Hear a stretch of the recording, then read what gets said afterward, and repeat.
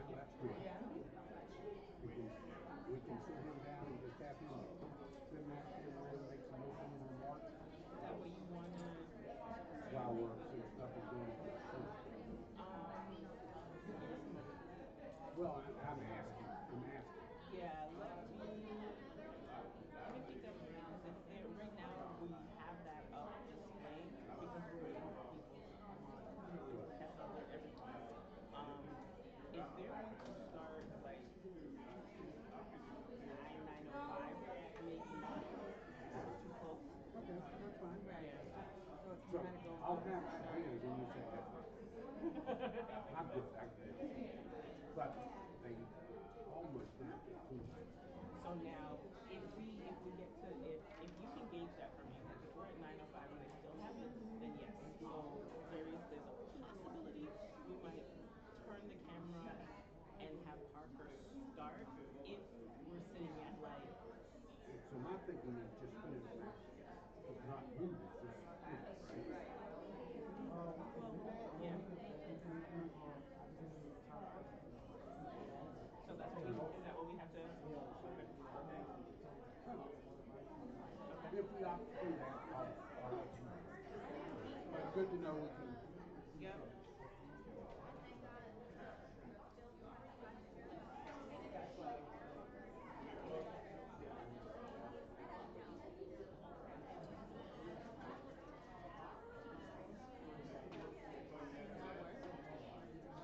We'll do practice round together.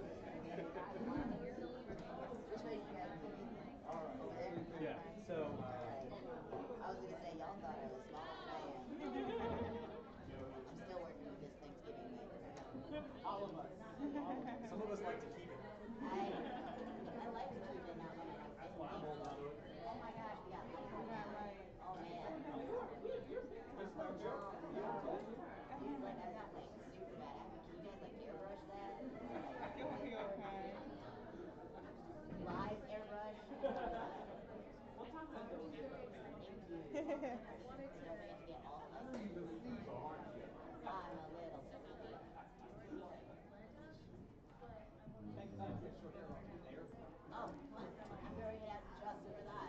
You know that. Okay, so you haven't gone over anything with you about Absolutely not. absolutely nothing? So it's not a Medicaid campaign kickoff? I love Medicaid campaign kickoff. So when you're talking to people, kind of the same rundown we did last time, why you're here, who you are, where you're from, all that good stuff. And then ask them to talk about their stories and how Medicaid has helped them, why they love it, how they love their life. Just, we want to try to keep it in between fun. This is what's on the story. Yes, you can. You tell me to shut up. We just met, okay?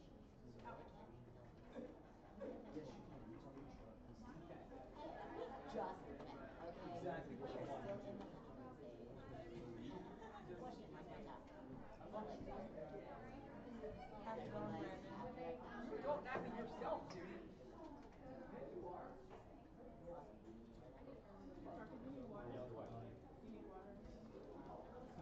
How's it going? Where would you like it? Left, right? Whatever, get on camera.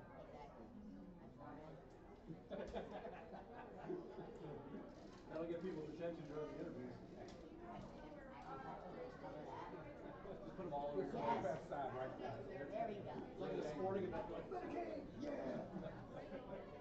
So, There she is by the coffee. there should be some. I got you. Thank you.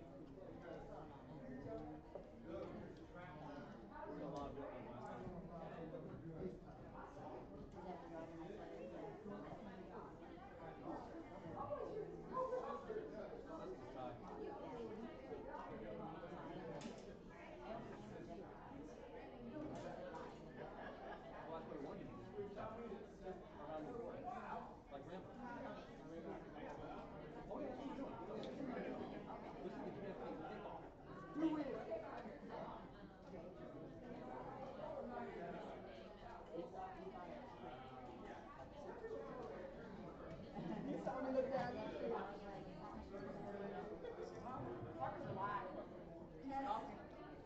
Parker, you talking?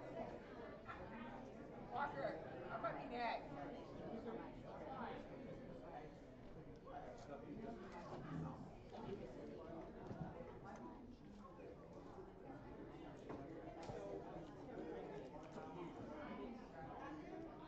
Yeah, Stacey's about to kick off. And then just depending on how things are rolling, we can start Parker for interview and we'll grab you. But this is the main. All right, good morning. Good morning, Stacey. Good morning, yes. So, Eric Jacobson's in the room. Let's get started. Yeah. Big day. We are going a bit of a different direction, and we're talking about Medicaid, which we've asked many of you over the past summer to help advocate for. So now we're taking it on a state level, right across the street. My name's Stacey Ramirez. I've introduced myself to a few people here, and they go, "Oh, all the emails." Yes, all the emails. I'm Stacey Ramirez, State Director of the ARC Georgia, but in this capacity, I have the honor of partnering with the Georgia Council on Developmental Disabilities to help us, support us in getting over the Capitol and making a real difference, making sure that the voice of those with intellectual, developmental, and physical disabilities is heard at our state capitol. So I so appreciate you taking the time to come out this morning for this very, very important advocacy message. Before I give it over to Dawn, I wanted to make sure that everybody has a white sheet with their representative's name on it and a yellow sheet with their senator's name on it. If that's not so for you, can you please let us know so we can get that taken care of right away. All right. Housekeeping, restrooms are right down this hallway. Accessible restrooms are to the left. Coffee, donuts are up front, and the most amazing red velvet donuts. For those on Facebook Live, sorry, it's called Happy Donut. Order the red velvet, it's amazing. Hope you can join us next time. So I'm going to ask Dawn to say a few words, and then we're actually going to have some I've targeted a few people in the audience, and they're going to share what Medicaid has meant to them and how it's helped them be members, strong members in their community. So thank you for joining us.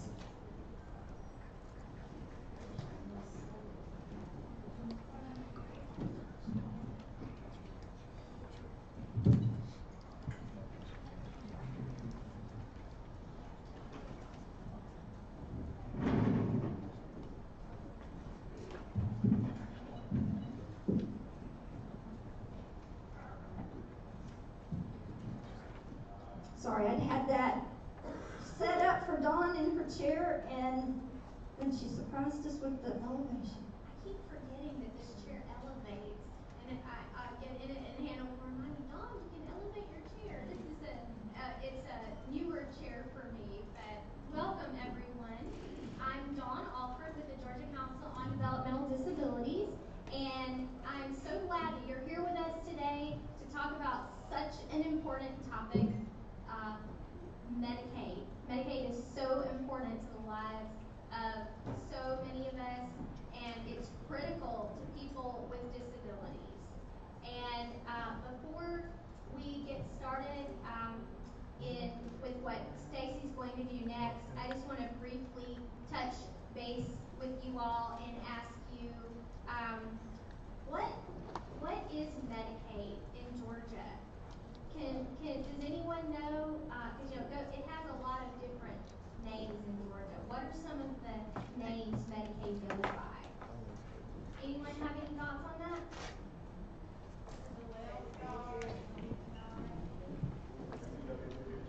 ICWP, I heard that. That's the Independent Care Waiver Program. That's the home and community-based services for people like myself with a significant physical disability or traumatic brain injury. What's another name for Medicaid? CCSP. That's right, Community Care Service Program, and that's one of the elderly and disabled waivers, as is SOURCE. Can anyone think of any other names for Medicaid? Dawn, on this side, we heard Katie Beckett. Oh, Katie Beckett, absolutely. Katie Beckett is a way for families who have children with significant disabilities to be able to qualify for Medicaid who would not otherwise be able to qualify for Medicaid due to income. That's right. Anyone else have any other thoughts? Now, I heard now, the now and comp waiver, and those are the waivers for individuals with developmental disabilities. SOURCE, that's right. Anyone else can think of anything else? Joe, I know we're leaving out some. The Gap. Gap, and Peach Care for kids, right? Yeah. So when we talk about Medicaid, all of these names that we just talked about, the Independent Care Waiver, NOW, COMP, SOURCE, CCSP, GAP, Peach Care for Kids, all of these things are names that Medicaid go by in Georgia, and these services are pretty important to us, aren't they? I know for me, I'm going to kind of tell you a little bit about me, and maybe this, Stacy, will segue into what you're going to do next. For me, Medicaid provides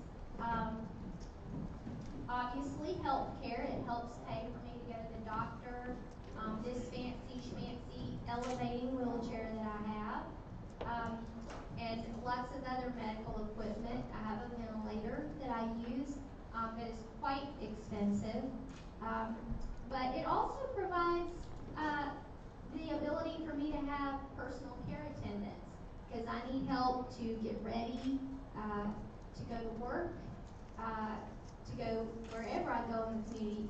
And I just said something. Without my waiver, my Medicaid waiver, I wouldn't be able to work full time. And so that's something that we often don't think about as being one of the things that Medicaid can do for us. So I'm grateful for my Medicaid, and I love my Medicaid because it allows me essentially to live the life I want to in the community, to be able to work here with you wonderful folks and help others be able to raise their voices. So I'm going to turn it over now to Stacy so we can hear some more thoughts about how Medicaid helps us. So I've asked a few people to come up and introduce themselves. Let us know which of those funding streams they use, which is Medicaid, and then what it helps them accomplish in their community. So I'll let you this very, very important first person. And forgive me, I do want to say for our Facebook Live audience, I would be remiss if I didn't mention that please go to www.gcdd.org and look under public policy, because the handout that we have for our folks that are with us today, our I Love Medicaid, is on our website.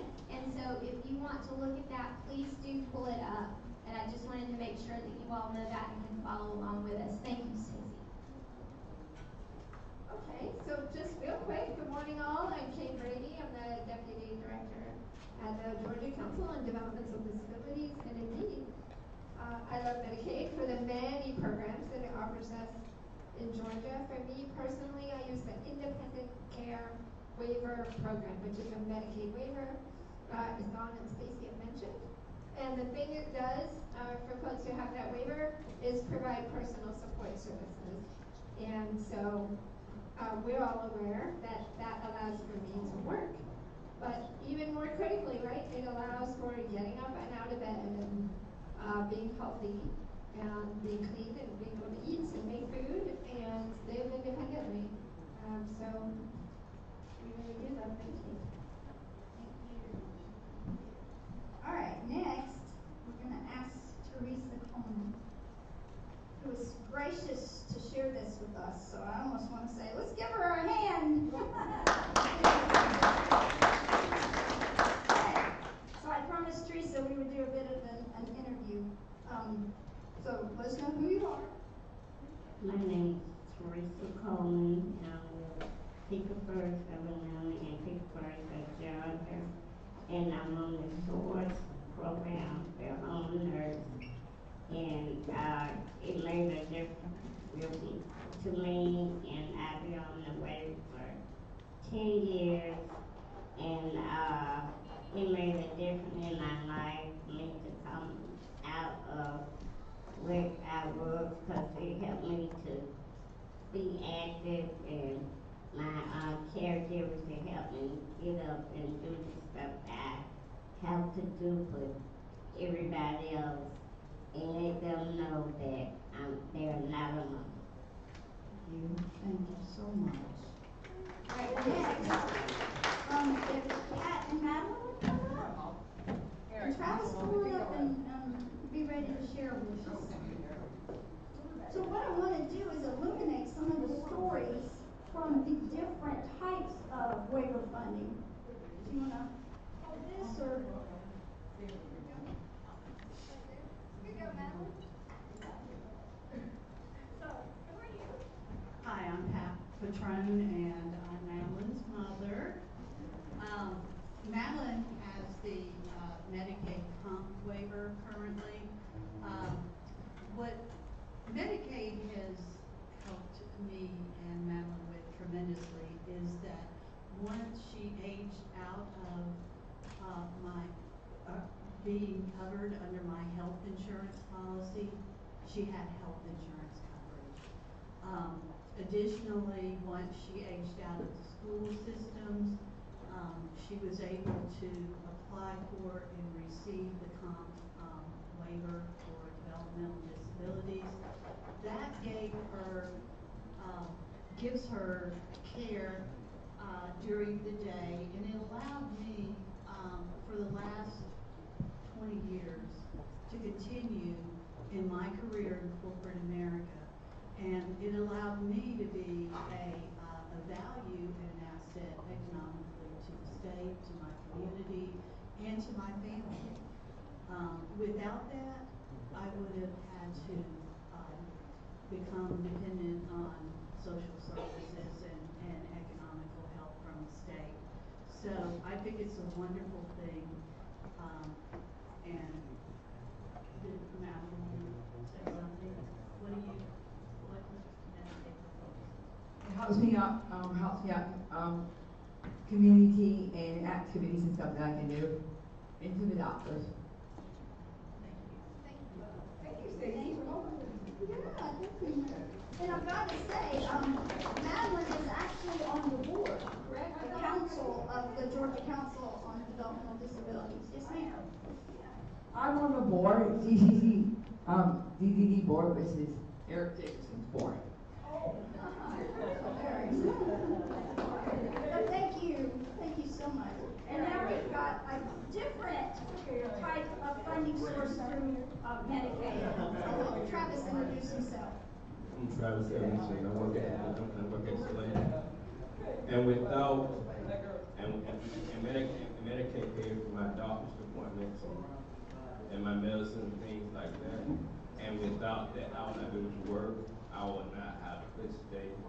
Because I'm a young person who's disabled, and I could not find a place to stay that was in my price range. So I had to work to find a place to stay. And if this could, now I would not be able to work, and I'd probably be homeless or something like that, or just out there on the streets. We do not want this powerful advocate on the streets. Thank you, Travis. And I did want to point out, so Travis was sharing with me he is not actually on one of the waiver or program services. This is straight Medicaid, right? So I wanted to eliminate some of the stories behind our different types of funding in Georgia.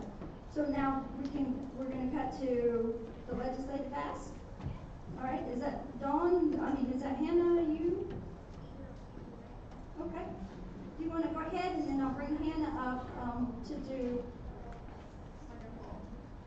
So today we have just heard about some of the different ways that Medicaid helps improve the lives of, so many people, but especially illuminating how it helps those of us with disabilities and our families. And we want to today take the time to really educate our legislators about just what we've been talking about. We want them to, believe it or not, not depending on who your legislator is, they may not understand all the different ways that Medicaid helps us in Georgia. They need to know just what we talked about. What are all the names of Medicaid in Georgia? But what you can talk to your legislator about today, I ask you to think about your own personal story and connection to Medicaid, just like we've just heard.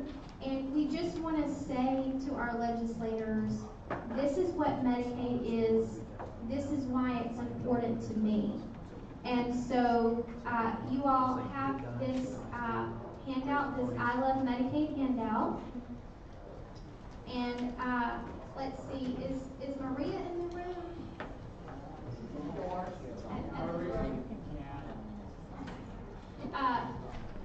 I want just to call your attention to the fact that today is Valentine's Day, and so GCDD is launching our I Love Medicaid campaign today. Maria, would you like just to briefly tell people about our I Love Medicaid campaign? We have, as you just saw by all of the stickers,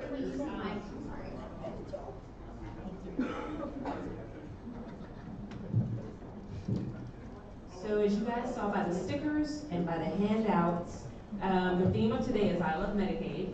And what we wanted to do was invite people from across the state to share with us, either come in today, share with their legislators and us, or go on our website, on the I Love Medicaid tab on our website, and you can actually go in and share your story of why you love Medicaid, how Medicaid affects your life, how Medicaid makes it possible for you to hang out with your friends, live on your own, have a job, go to school, spend time with your family. There's so many other benefits to Medicaid besides what people typically think of. That's healthcare, isn't it? But it's so much more than that. And so we are beginning our I Love Medicaid campaign today. And we invite you to share not only on our website, but also on our social media channels on Twitter and Facebook, hashtag I Love Medicaid, and share stories of how it changed your life, how it makes your life better, how it makes your family life better. So it's pretty easy to remember, I Love Medicaid, hashtag, and let us know what it means to you, what it means to your family.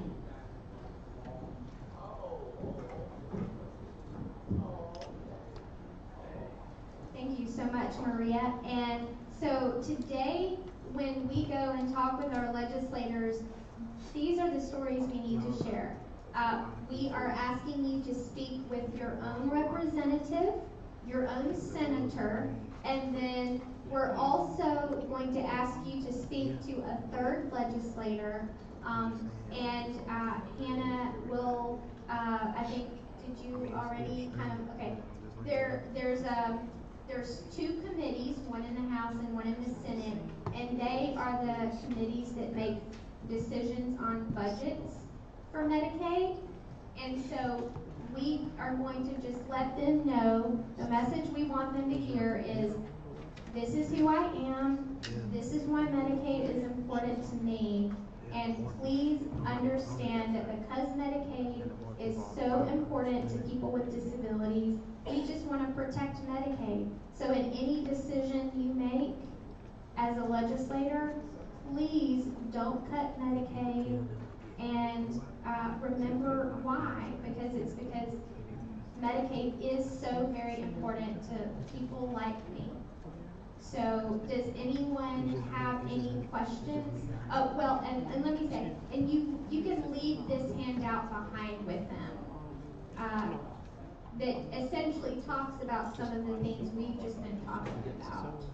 But does anyone have any questions for me before we kind of demonstrate an interaction with a legislator? All right, great. Well, if you have any specific questions, I'm here. If you want to talk with me one-on-one, you're welcome to do that. But I appreciate you all for being here. And we are going to now show you what a role play exercise would be and how you might interact with your legislator. Hannah? Good morning, everyone. I'm Hannah Rosenfeld. I am the Georgia Council's Planning and Policy Development Specialist for those of you who I haven't met yet. And I'm wondering if I could get one volunteer. Wonderful, Madeline, if you'll come on up. Thank you. Is it okay, Maria?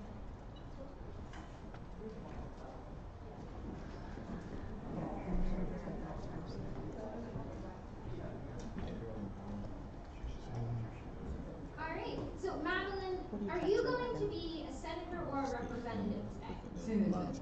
Senator. Okay, perfect. So, Madeline is your senator. I am her constituent, and so I have called her out. I've sent, and she has come out. I knew what she looked like. It's very important. If you don't know what your elected official looks like, Google them. If you aren't able to do that yourself, maybe you're getting poor cell phone reception in here, please come find me or anyone else to make sure you know who your elected official is and what they look like. All right, so, hello, Senator Madeline. How are you today? How are you? I'm good. Thank you so much for coming out to see me. My name's Hannah Rosenfeld. Hi. Hi, how are you? I'm good. How are you? I'm doing great. So the reason I've come to see you is I'm one of your constituents, and I want to talk to you today about Medicaid. Are you familiar with that? Yes, I'm familiar with Medicaid, yes. Wonderful. Well, I'm so glad I have your support on this. I don't want to take up too much of your time, but I just want to let you know that Georgians with disabilities really rely upon Medicaid. It's very important, and we are counting on people like you to help protect it in Georgia. Do you think you can help us with that? Yes, I can. All right. Well, Senator Madeline, thank you for your time. And let me give you this handout. It has some more information, and if you have questions, you can see that there's contact information on the back. Thank you for talking to me, and I will talk to you next time. Wonderful. Thank you, Senator Madeline. Can we give her a round of applause?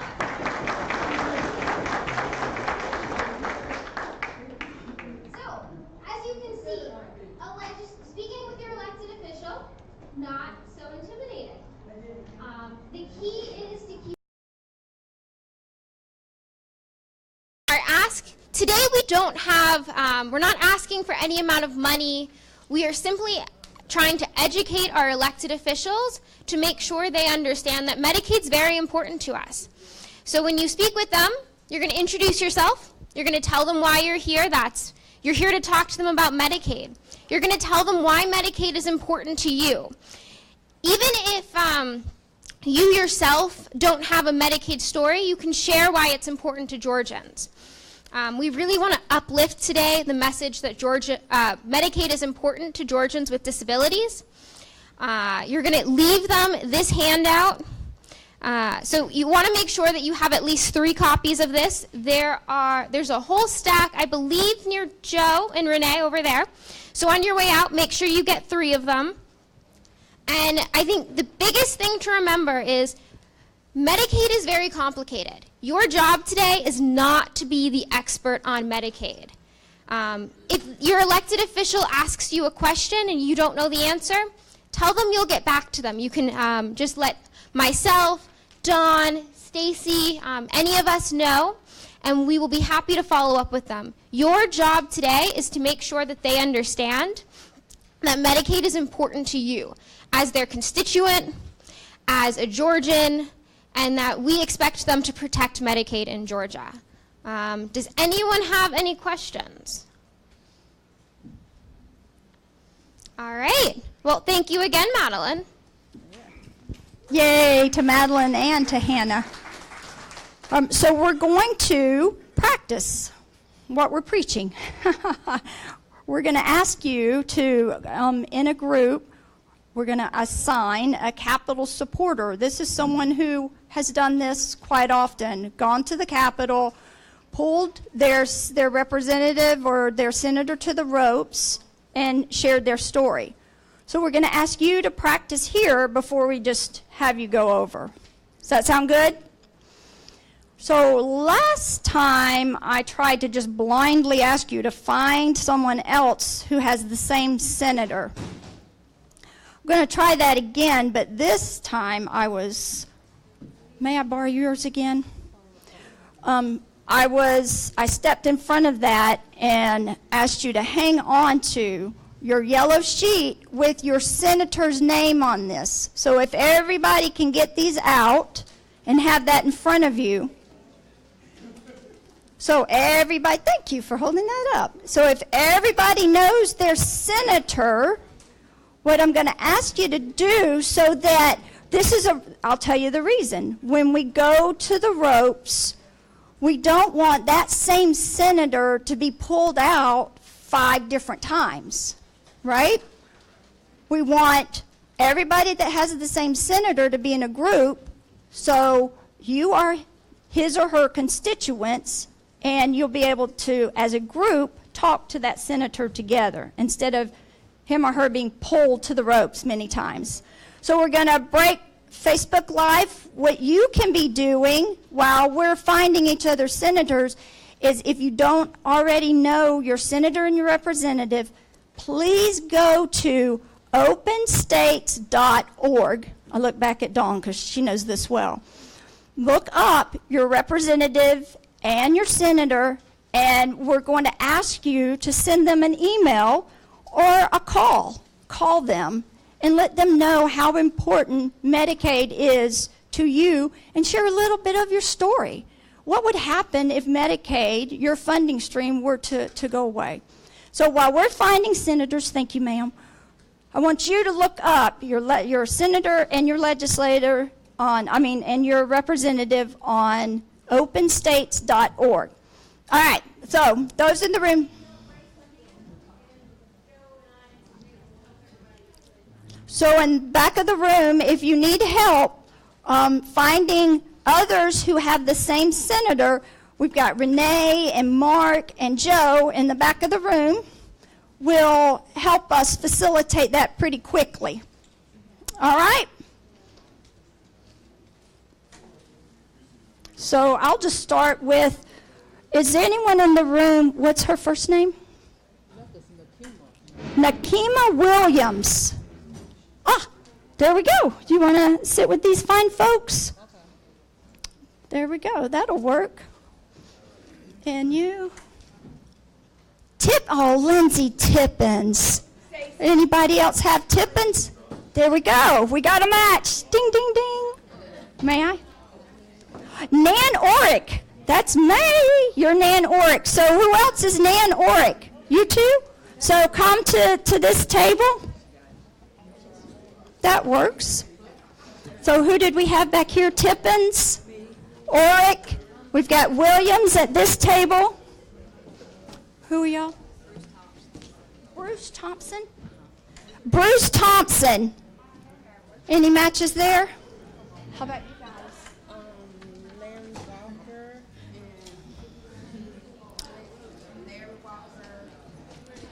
Larry Walker. Blake Tillery. He's a... Who's yours? Jack Hill. Jack Hill. Dawn Alford. There is a Jack Hill in the room. If you want to support this crowd.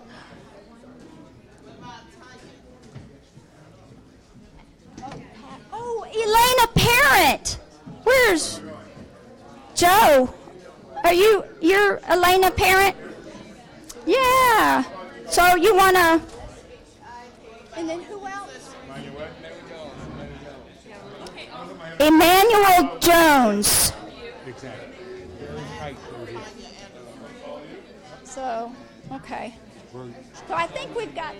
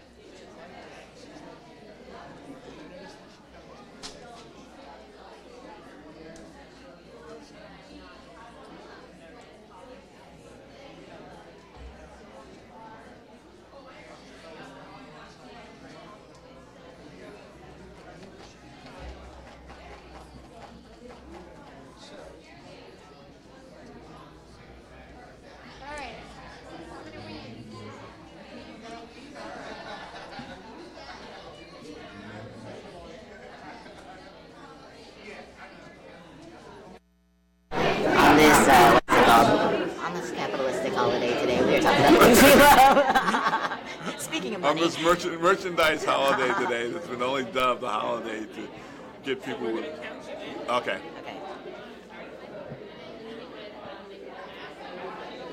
Is Jesse in the picture? Yes, good morning, y'all. My name is Parker Glick, and I am the media coordinator with the Statewide Independent Living Council, and I'm also a council member of the Georgia Council on Developmental Disabilities, and they are actually one of the partners putting together today's Advocacy Day. And that's right, we are back at it again with another Advocacy Day, and I'm accompanied here with today by Ken Mitchell. Ken Mitchell. And Jesse Yellow Dog. Jesse Yellow Dog. Ken, we are live on Facebook, and I wanted to ask you a couple of questions. We already got your name, so what do you do during your day? Well, professionally. Oh, professionally. Yes, okay, sir. Well, that changes a whole bunch. So I work for the Center for Independent Living for Metro Atlanta, Disability Link, and it covers the 12 counties of around Atlanta. Awesome. And so what does today's kickoff campaign, I Love Medicaid, mean to you? Well, it means, first of all, that a number of people with disabilities are showing that they are advocating for their Medicaid, which keeps them in the community, keeps them out of institutions, helps them and supports them to be in the least restrictive environment. And that may include such things as going to work, seeing their friends, being more independent, and staying off of some different organizations, institutions. Awesome. And does Medicaid affect you personally or just professionally? Well, it affects me personally in a number of ways, as well as professionally. I personally do not receive Medicaid, but there's members of my family, friends, cohorts that do receive Medicaid. And it also affects me personally because without Medicaid supports, many of my associates would not be able to go to work, and therefore would keep me from going to work. So Medicaid affects me not only professionally but personally, yes.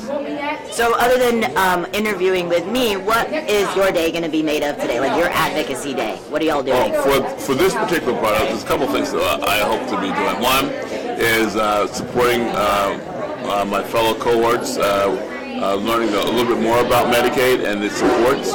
Also informing my representative, my state senator, and my state representative about some of the needs of Medicaid and how it supports our community. And also I will be going to the ropes to talk to some of the committee members to show our support about Medicaid and its issues. You sound like you've done this before, but I'm not sure if the folks online know. Is this your first time? It's always my first time, but yes, this is not my first time at the Capitol. No. Awesome. Well, as you guys heard, Ken is definitely going to be doing some advocacy to assist folks not being put into institutions, but being able to choose their own communities and live independently per Medicaid supports. If you guys are not able to come to the Capitol on any advocacy days, there are definitely resources online at gcdd.org to reach out to your elected officials. And if you don't know who they are, please check out openstates.org. And you can see their photo, their information, their contact number, email, and please reach out to them and let them know what Medicaid means to you, and if you love it, why? Thank you, Ken Mitchell, so much for your time. Thank we really you. appreciate it. Parker. And I hope that we can interview again, maybe another advocacy day. Awesome. If you guys are able to come by, say hello to Ken Mitchell. Thank you. And I think we're about to pull in another individual to come and interview with us. So I do appreciate your time, Jesse and Ken, or Ken and Jesse. I'm going to have you exit to the left. Okay. Yes, sir.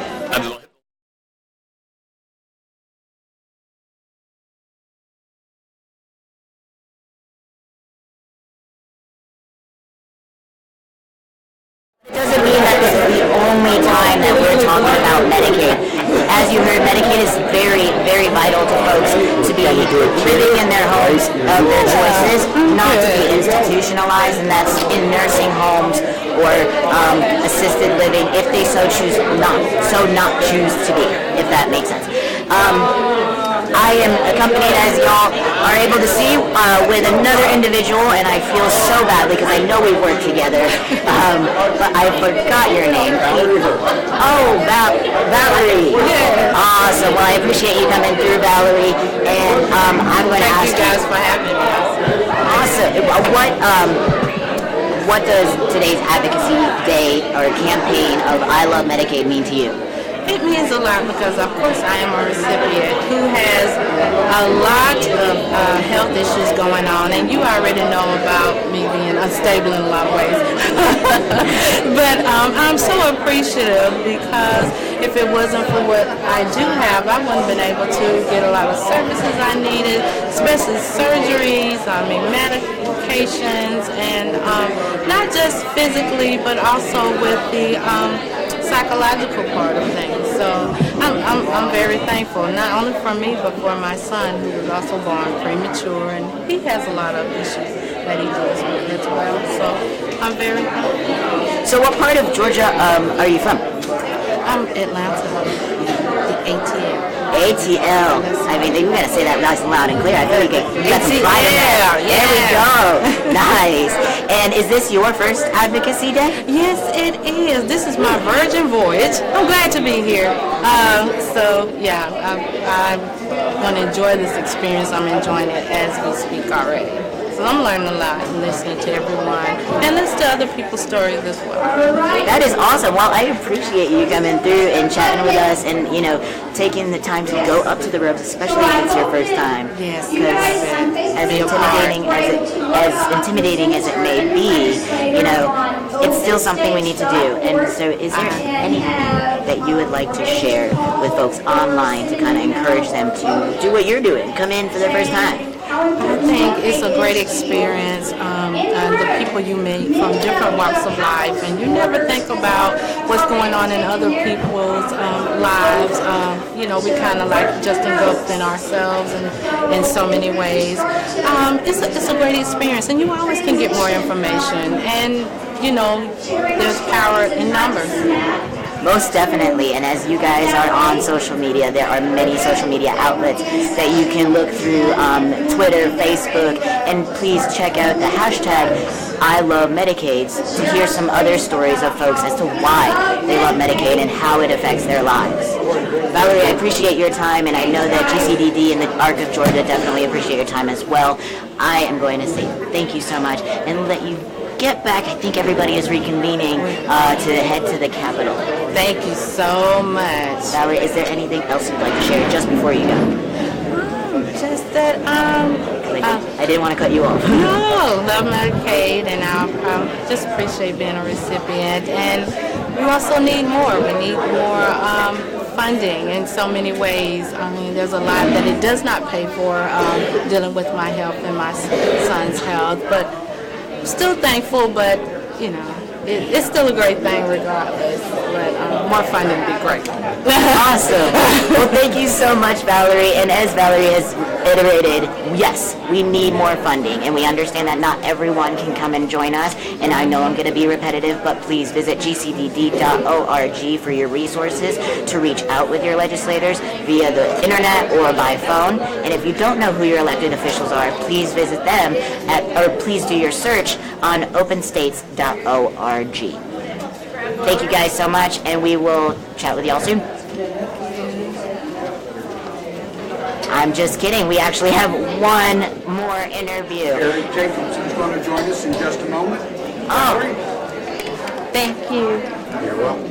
Well, I am going to, I guess, briefly share with y'all what Medicaid means to me, because I am also a person waiting up to receive some waiver services. I personally use ICWP, which, as you may have heard Don Alford state earlier, is the Independent Care Waiver Program.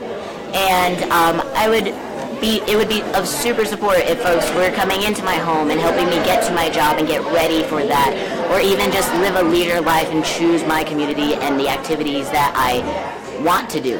Anyway, as you guys saw, we are accompanied right now, and I don't even know if I have to give you his name, but I will anyway. His name is Eric Jacobson. Eric, thank you so much for taking the time to join us. Thank you, Parker. Good to be here. Please, if you could, and not like and nobody knows who you are, but share what you do. I'm the executive director of the Georgia Council on Developmental Disabilities. So I'm glad to be here. It's good to be with you all. Awesome. So they know that today's the kickoff campaign for I Love Medicaid. I Love Medicaid. And Medicaid, there are Medicaid lovers all throughout the state. What does that mean to you? Well, so I've been involved in this movement for 25 years now, and really Medicaid has been the backbone or the foundation really for everything that we do, and really for everybody that we know and that we love. Without Medicaid, the majority of folks that have disabilities would either be locked and shut into their homes or locked and shut into institutions. And so Medicaid really allows everybody that I know and love that has a disability to be independent and to have a full and meaningful life. And so Medicaid becomes probably the most important way that we fund home and community-based services. So it really becomes the most important funding mechanism for what we talk about and what we work on. So it's really an important piece of the structure, of the foundation for when we think about how people have meaningful lives. So you said people with disabilities, and then you mentioned at risk for being institutionalized. Yeah. Is that any certain age demographic, or is that just? I think that's across the board. I mean, you think about it. If we think about back into the old days, right? The good old days or bad old days, depending on how you look at it. The only thing that was available for folks with disabilities, for parents of kids with disabilities, was to send them to an institution. And often doctors would say to parents, take your child to the institution, drop them off, go home and have another child. And when we think about federal Medicaid law, institutions are the required service, not home and community-based services.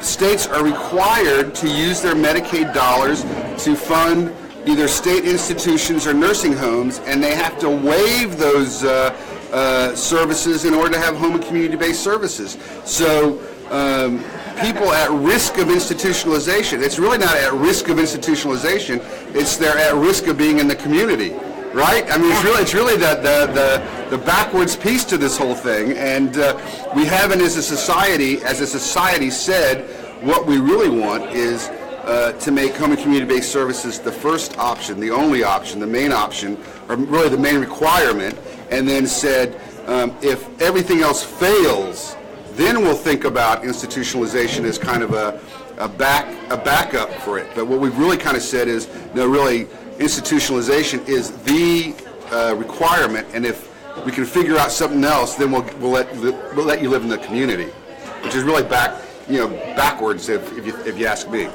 Can you imagine and I don't think that you identify with as a person with a disability, but can you imagine if you and I were put in an institution? We are way too young for that. Well, I don't know about me, but you are way too young for that, right? We both are, and the other thing is I'm not a huge fan of Jell-O, so it's not going to work for me. Yeah, I don't eat Jell-O either. I've never have, so yeah. So I'm going to ask you one more question, and we do have a great outcome of folks coming in today, but how would, I want to encourage folks to come in and be here in person. Right. What are some words of wisdom from Eric Jacobson that you want to share with folks? Listen, I talked to somebody yesterday.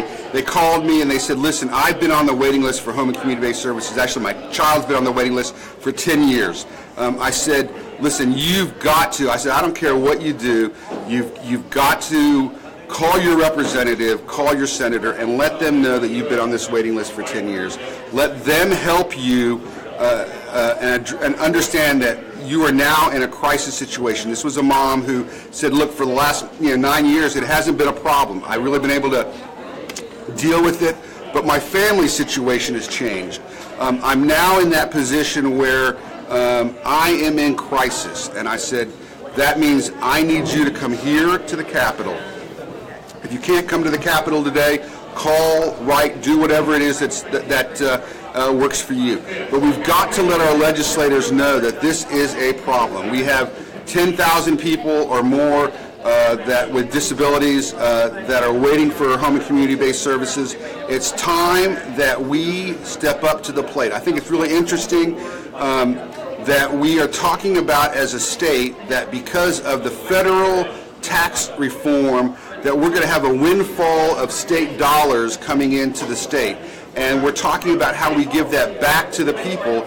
This is an opportunity to talk about how we can use those dollars to address things like the waiting list and to address things like making sure people that need home and community-based services get those services. So I want to encourage everybody that's listening in right now to pick up the phone, to go to your computer, to write, to call, to fax.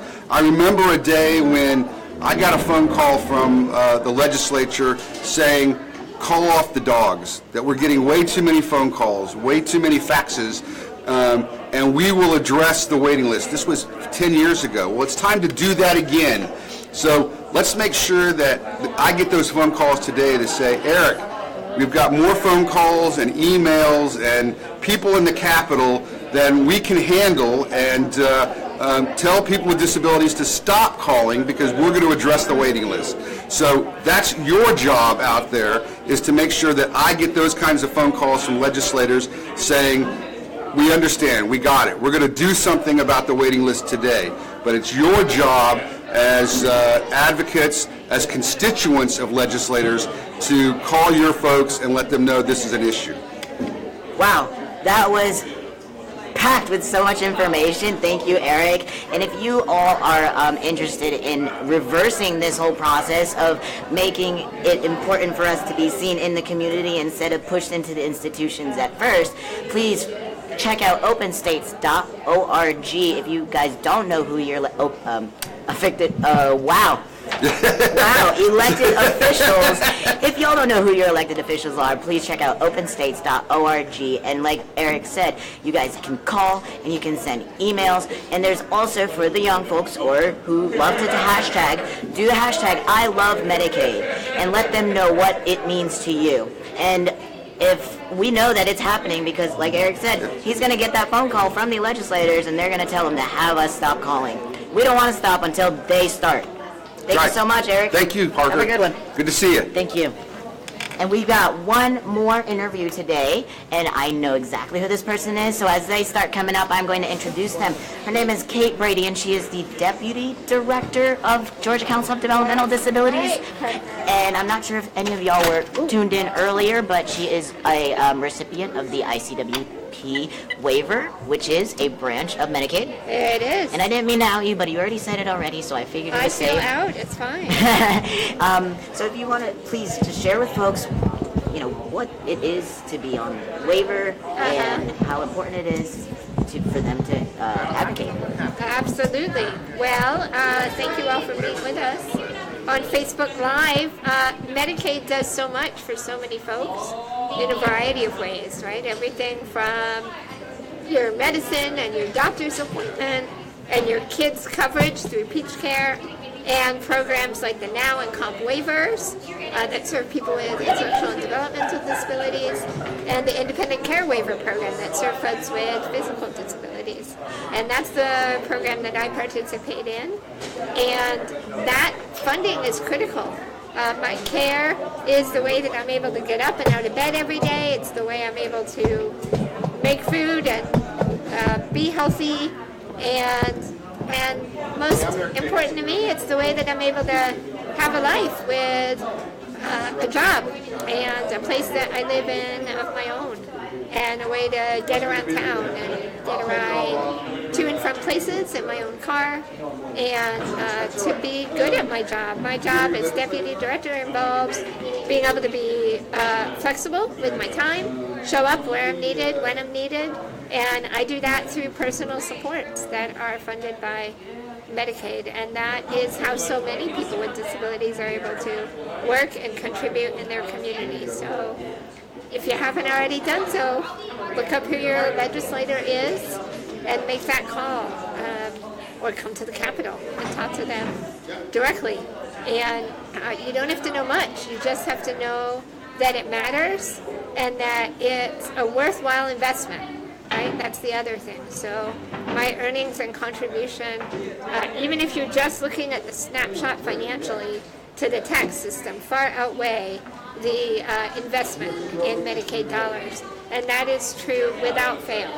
So any person receiving Medicaid is enabled in a way to contribute that far exceeds the investment in dollars. So if you're thinking of it as a fiscal question, it's a wise investment.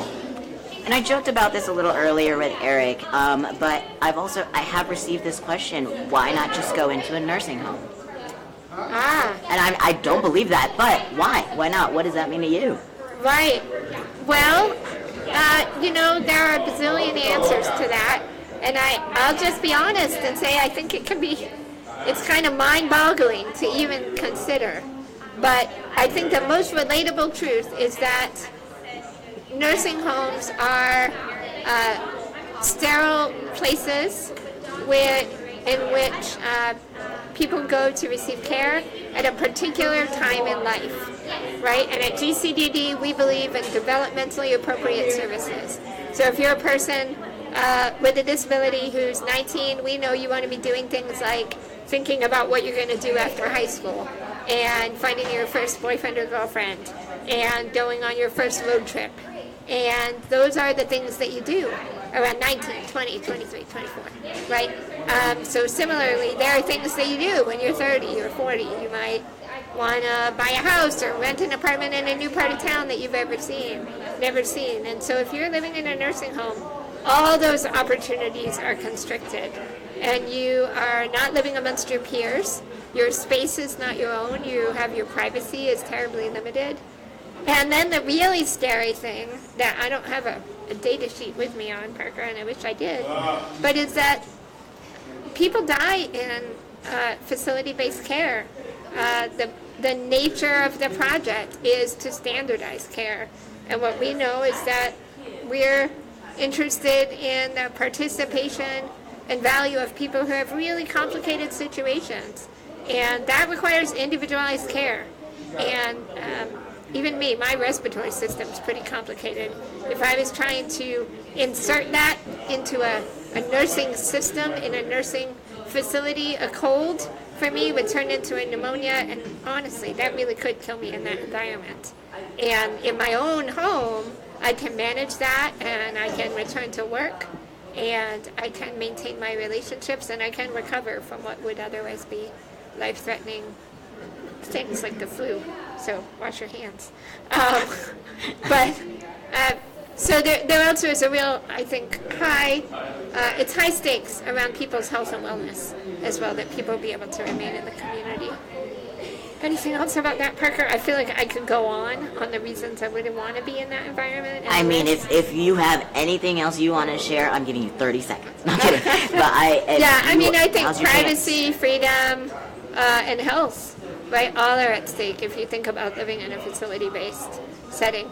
Most definitely. And so if we do not want any of that at stake any longer, again and again and again, if you guys don't know who your legislators are, please check out openstates.org, figure out what their contact information is, and then head over to gcdd.org for some resources. There are templates, there's practice sheets, right? And some things that folks can send in if they're not able to come to the Capitol itself. And we are, again, across the street from the Capitol at the Gold Dome. Gold Dome. And Kate will be there today, all day? I will be there for about another hour and a half. So if you guys are able to make it within the next hour and a half, feel free to come by, say hi to Kate, and she will definitely be glad to help you out with the ropes or give you any other advice. Anything else you want to add right before we close out? No, just please get involved. We need your help. Awesome. Thank you guys so much for tuning in. I, again, am Parker Glick with the Statewide Independent Living Council as their media coordinator, and I am also a council member of the Georgia Council on Developmental Disabilities. And today, again, is Advocacy Day at kickoff. I love Medicaid. Check out that hashtag. Hashtag I love Medicaid. Hashtag I love Medicaid. Thank you, Parker. Thank you, Kate, and thank you guys for tuning in. Have a good one.